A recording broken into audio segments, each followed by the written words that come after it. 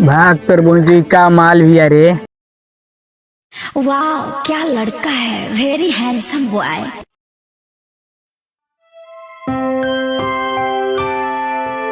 अरे गोलू हमके प्यार हो ले। कौना सीरी रोज कौन परकवा में घूमे वाले वैसे रे। लागत घूम घूम के चक्कर में पड़ गई बाड़ी री। भाई यहाँ पे क्या हो रहा भाई। भाग सर उससे बात कहे न करे रे। भाग चला से डर लगेला रे। तू जगह थवा के लई गुड़िया बा। भाग सारे चल चल तुके भेंट कराओ थई रे। चल चल चल चल चल चल।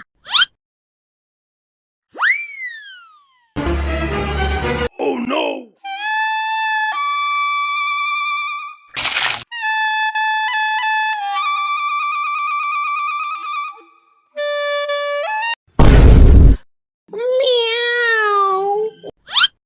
सोही में जगन्नाथवा का लड़की बड़ी खतरनाक बियारी।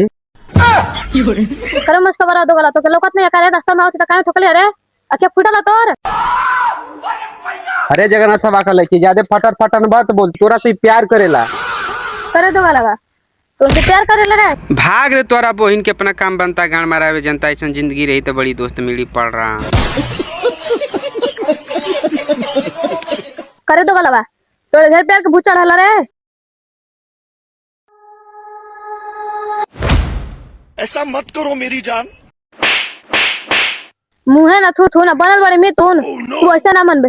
चल चल चल दीदी ने गोर दी दीदी ने नहीं तू ऐसा नहीं मन दीदी ने रुक बात ही ले ले। चल चल चल दीदी ने गोर दी दीदी चल रे चल जल्दी कर घर ले चले चल।